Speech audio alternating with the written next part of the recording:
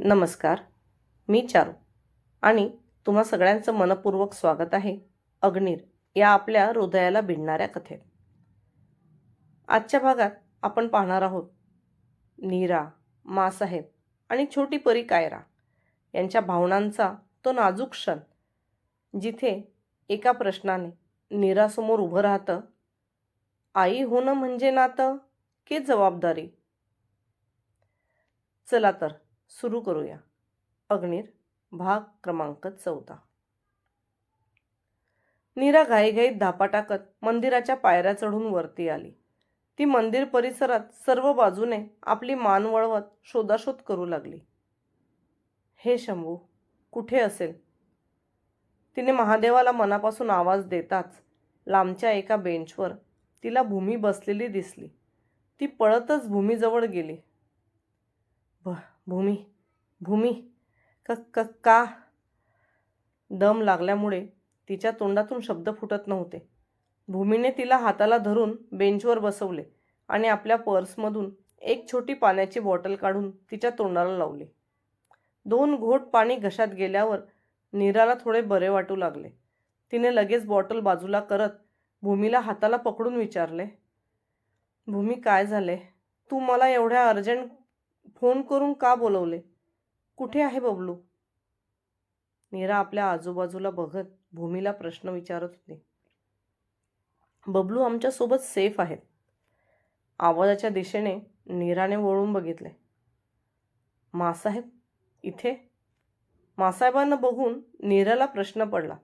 तेवढ्यात तिला त्या काय बोलल्या ते आठवलं आणि ती म्हणाली, मासाहेब, तुम्ही बबलूला कशा ओळखतात?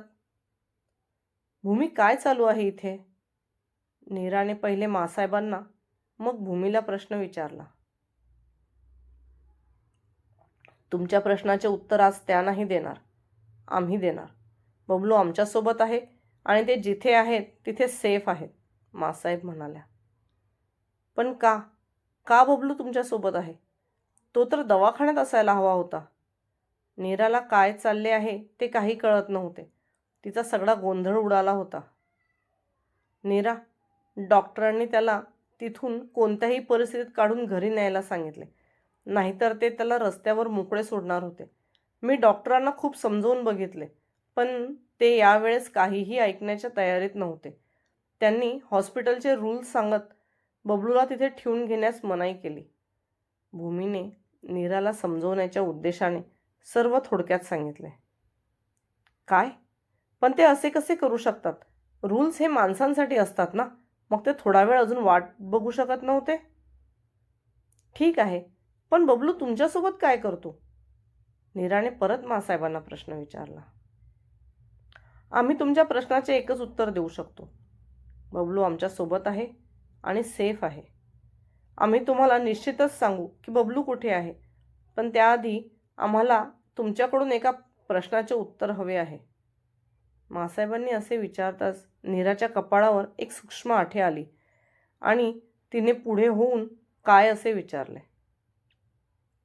आम्हाला आमच्या कायरासाठी आई हवी आहे आणि आम्हाला असे वाटते की तुमच्यापेक्षा दुसरी चांगली आई आम्हाला शोधून सापडणार नाही. मासाहेबांनी असे बोलताच नीराच्या चेहऱ्यावर आश्चर्याचे भाव आले आणि तिने लगेचच त्यांना उत्तर दिले. हा काय बाजार भरला आहे का? मला जे हवे ते मिळवण्यासाठी मी तुम्हाला जे हवे ते द्यावे? माफ करा, मी तुम्हाला खूप काही वेगळं समजली होती, पण तुम्ही काही वेगळ्याच निघाल्या. माँ साहेब, हुक्म कीजिए, अभी के अभी इसकी जबान खींच के आपके कदमों में डाल देंगे. नीराने मासाहेबांचा केलेला अपमान सहन न होऊन भैरव चवताळला. तो असं म्हणताच नीरा आणि भूमीने घाबरून एकमेकींचे हात धरले. थांबा भैरव, आम्ही आज एक याचक म्हणून उभे आहोत, तर अपमान सहन करून घ्यावाच लागेल ना. नीरा, तुम्ही गैरसमज करून घेऊ नका.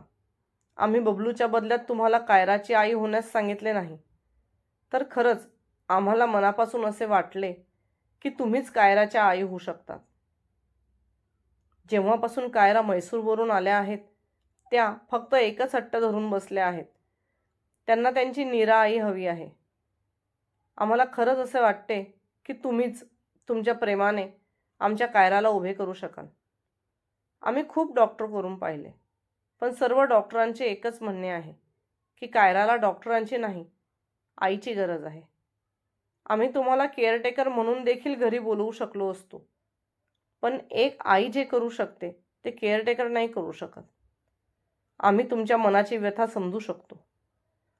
अग्नीला या लग्नासाठी तयार करणं हे आमच्यासाठी सुद्धा एक यक्षप्रश्न आहे, पण तरी देखील आम्ही तुम्हाला कायराची आई होण्यासाठी मागणी घालतो आहोत. मासाहेब तिला समजावत म्हणाल्या. कायराचं नाव ऐकून तिचेही मन थोडे हळवे झाले होते, पण तरीसुद्धा ती ठामपणे म्हणाली, पण मीच का मासाहेब? आधीच माझे आयुष्य खूप गुंतागुंतीचे आहे, त्यात मला अजून नवीन भर नको. नीरा म्हणाली. खरं मनापासून सांगायचे झाले तर तुमच्या या प्रश्नाचे उत्तर आम्ही तुम्हाला यावेळेस नाही देऊ शकणार. सध्या तरी आम्ही तुम्हाला एवढेच सांगणार की आमच्या पोतीला तुमची खरंच गरज आहे. आम्ही तुमच्यावर कोणत्याही प्रकारचा दबाव टाकणार नाही आहोत. तुम्ही शांतपणे आमच्या बोलण्याचा विचार करा. एक विनंती अजून होती. असे म्हणत मासाहेबांनी मागे वळून बघितले तर भैरव कायराला आपल्या कडेवर घेऊन येत होता. नीरा आई, नीरा आई. कायराला लांबूनच नीरा दिसली तशी कायरा जोरजोरात तिला आवाज देऊ लागली. कायरा, माझी परीराणी. असे म्हणत नीराने तिला भैरवच्या कडेवरून आपल्या कडेवर घेतले आणि पटापट तिचे मुके घेऊ लागले. नीराच्या डोळ्यातील पाणी बघून कायरा म्हणाली, उगी उगी, रडू नये आई, रडू नये. कायरा तिच्या दोन्ही हातांनी नीराच्या डोळ्यातील पाणी पुसत म्हणाली, नाही परीराणी, मी रडत नाही, ते तर असंच.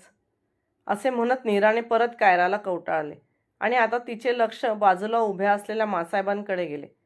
त्याचबरोबर मगाशी मासाहेब तिला जे काही म्हणाल्या ते आठवलं आणि ती मासाहेबांना म्हणाली, राग नका येऊ द्या मासाहेब. जरी माझा या छोट्या परीराणीवर जीव असला तरी मी तुम्ही जे म्हणत आहात ते करू शकत नाही. आणि या सर्व गोष्टींसाठी माझी काही वैयक्तिक कारणं आहेत, माझ्या काही जबाबदाऱ्या आहेत. नीरा म्हणाली, आणि जर आम्हाला तुमची सर्व कारणं, सर्व जबाबदाऱ्या मान्य असल्या तर? मासाहेबांनी विचारलं. तरी भूतकाळातील अशा काही सावल्या आमच्या वर्तमानावर गडदपणे पडल्या आहेत की आम्ही त्यातून बाहेर निघू शकत नाही. तुम्ही म्हणाल तर मी जसे मैसूरला ओंकारला शिकवायची तसे कायराला देखील शिकवेल. नीरा ठामपणे म्हणाली, आम्हाला तुमच्या भूतकाळाशी काहीही देणे घेणे नाही. आम्हाला आमच्या पोतीच्या वर्तमानात एक आईची आवश्यकता आहे. मी तुम्हाला माझ्या मुलासाठी नाही तर माझ्या पोतीसाठी मागणी घालत आहे.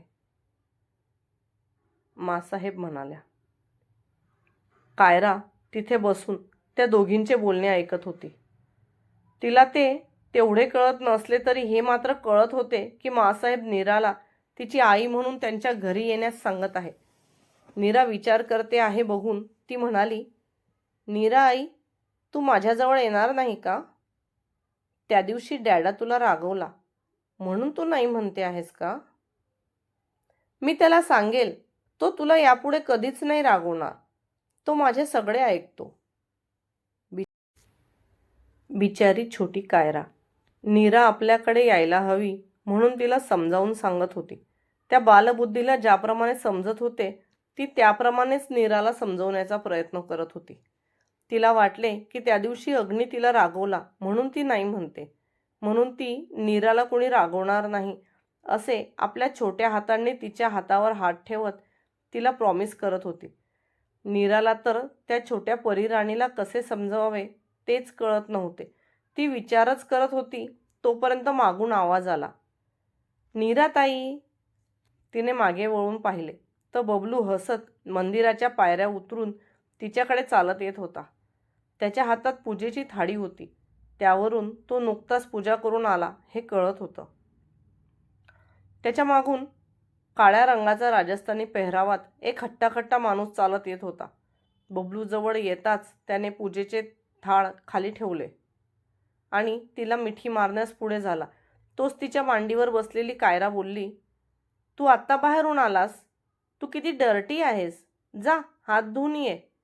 बबलू मात्र एकदा कायराकडे आणि एकदा नीराकडे ही कोण या आविर्भावात बघत होता. नीरा गालात हसली आणि तिने बबलूला खुणावत हात धुण्यास पाठवले. तो देखील त्याचे दोन्ही हात कमरेवर ठेवून पाय आपटत नळाकडे गेला. मासाहेब देखील नीराला तिचा वेळ देत दर्शनासाठी मंदिरात निघाल्या. जाताना मात्र त्या भूमीला नीराशी बोलण्याचा इशारा करायला विसरल्या नाही. भैरव त्याच्या 2 माणसांना कायरासाठी तिथेच ठेवून मासाहेबांच्या मागे गेला. मासाहेब जाताबरोबर भूमी नीराच्या शेजारी बाकड्यावर येऊन बसली. नीरा, काय विचार केला आहेस तू या सगळ्याचा? भूमीने विचारलं. मला स्वतःला काही समजत नाही आहे. सगळा विचारांचा गुंता झालाय डोक्यात. तू मला एक सांग, तुला हे सगळे कुठे भेटले? नीराच्या मनात केव्हापासून हा प्रश्न घोळत होता. शेवटी मासाहेब नाही बघून तिने तो भूमीला विचारला. मी बबलूला भेटून निघाली असताना मला मासाहेबांची ही लोकं भेटले. त्यांनी माझी आणि मासाहेबांची भेट घालून दिली. त्यानंतर मासाहेबांनी तुझ्याविषयी चौकशी केली. भूमी असे म्हणताच नीरा तिच्याकडे बघू लागली. नाही, मी त्यांना तुझ्याविषयी काही सांगितले नाही, पण त्या अचानक तुझ्याशी त्यांच्या मुलाच्या लग्नाविषयी बोलल्या. मी त्यांना जो काही असेल तो तुझा निर्णय असेल असे स्पष्ट सांगितले. त्यानंतर त्यांनी बबलूला मेंटल असायलममधून आणण्यास माझी मदत केली, पण ही मदत त्यांनी उपकार म्हणून नाही तर माणुसकी म्हणून केली. भूमी पुढे अजून सांगणारच होती तोपर्यंत नीराने विचारले. अगं, त्यांनी जरी माणुसकी म्हणून मदत केली असली तरी त्या मदतीच्या बदल्यात मी एवढे मोठे पाऊल उचलणं योग्य राहील का? आणि तुला तर माझ्या भूतकाळाविषयी सर्व माहिती आहे. आजही त्या अमानुष प्रकाराच्या खुणा माझ्या शरीरावर आहेत. तसे असताना मी परत लग्नाचा विचार करणे म्हणजे स्वतःच्या हाताने गळ्यात दगड बांधून विहिरीत उडी मारण्यासारखे नाही का? नीरा, शांत डोक्याने विचार कर. एक अनुभव वाईट असला म्हणून आपल्याला सर्वच अनुभव वाईट येतील असे नसते ना. आणि जर प्रॅक्टिकल विचार करशील तर माझे म्हणणे तर हेच राहील की तू मासाहेबांनी दिलेली ही ऑफर स्वीकारावीस. भूमी म्हणाली. म्हणजे तुला काय म्हणायचं आहे? त्या जसा हा लग्नाचा व्यवहार करता आहेत तसा मीही करावा? नीरा थोडी चिडली. भूमी पुढे काही बोलणार की तिथे उभ्या असलेल्या एका गार्डने नीराजवळ काही फ्रूट्स बेबीला खाऊ घालण्यासाठी दिले. नीराने ते व्यवस्थित सोलून त्याचे छोटे छोटे तुकडे करून बेबीला खाऊ घालण्यास सुरुवात केली. तेवढ्यात बबलू देखील तिथे येऊन बसला. नीरा एक घास कायराला आणि एक घास बबलूला तिच्या हाताने भरवत होती. आज 3 वर्षांनी आपल्या लाडक्या भावाला आपल्या हाताने भरवताना तिचे डोळे पाणवले होते. सोबत बबलूच्याही डोळ्यात अश्रू येऊ लागले. तो दोन्ही हातांनी आपले डोळे पुसत नीराच्या हातून एक एक घास खात होता. थोड्याच वेळात कायरा बबलूशी खेळायला आणि मस्ती करायला लागली. तिची आणि त्याची चांगलीच गट्टी जमली होती. बबलू तिथे असल्याने भूमीने सध्याला तो विषय थांबवला. तेवढ्यात मासाहेब देखील दर्शन घेऊन त्यांच्या जवळ आल्या. आता आम्हाला निघायला हवे. कायराची झोपायची वेळ झाली आहे आणि अग्नीला त्यांच्या बाबतीत थोड्याशाही वेळा चुकवलेल्या आवडत नाही. मासाहेबांनी खुणावताच भैरवने कायराला आपल्या कडेवर उचलून घेतलं. नीरा आई, मी आता घरी जाते. तू लवकर ये हं. मग आपण तिथे खूप खेळू आणि मस्ती करू आणि या डर्टी बॉयला पण घेऊन ये. कायरा खुदू खुदू हसत बबलूला चिडवत म्हणाली. मी नाही येणार तुझ्या घरी. तू मला डर्टी बॉय म्हणतेस ना? बबलू असे नाही म्हणायचे. ती लहान आहे ना. आणि कायरा, आम्ही येऊन तुझ्या घरी, पण तू बबलूला असे चिडवायचे नाही. नीराने घरी येऊ म्हणताबरोबर कायराचा चेहरा आनंदाने खुलला. ती दूरवर जाईपर्यंत नीरा आणि बबलूला हाताने बाय बाय करत होती. नीरा मासाहेबांच्या पाया पडली. तिचे अनुकरण करत बबलू देखील त्यांच्या पायाशी वाकला. औक्षवंत व्हा. मासाहेबांनी बबलूला आशीर्वाद दिला आणि त्या नीराला म्हणाल्या, आम्ही तुम्हा सर्वांची राहण्याची सोय करून ठेवली आहे. खरं तर आमची इच्छा तुम्हा सर्वांना घरी घेऊन जायची होती, पण तुम्हाला ते आवडणार नाही म्हणून इथे जवळच एका हॉटेलमध्ये आम्ही तुमची सोय केली आहे. त्यावर नीरा काही म्हणणार तोच मासाहेब म्हणाल्या, नाही नका म्हणू. हवं तर मैसूरला तुम्ही आमच्या पोतींसोबत जी प्रेमाची वागणूक दिली त्याचा परतावा म्हणून स्वीकारा. जर तुमची इच्छा असेल तर आम्हाला बबलूचे भविष्य देखील घडवायस मदत करायला आवडेल. फार गोड आहेत बबलू. नियतीने त्यांच्यासोबत खेळलेल्या खेळात बिचाऱ्यांचे आयुष्य होरपळून गेले. पण असो, तुम्ही तुमचा जो काही निर्णय घ्याल तो कोणत्याही दडपणाखाली घेऊ नका. आम्ही आता जे काही वागलो ते फक्त एक माणुसकीच्या नात्याने वागलो. तुम्ही आमचा प्रस्ताव स्वीकारला म्हणून नाही. येतो आम्ही, असे म्हणून मासाहेब निघाल्या आणि नीरा मात्र त्या जाताना त्यांच्या पाठमोऱ्या आकृतीला भरल्या डोळ्याने बघत होती. जणू तिच्या उभ्या आयुष्याच्या पूजेचे फळ तिला मासाहेबांच्या रूपाने देवाने समोर आणून ठेवले होते.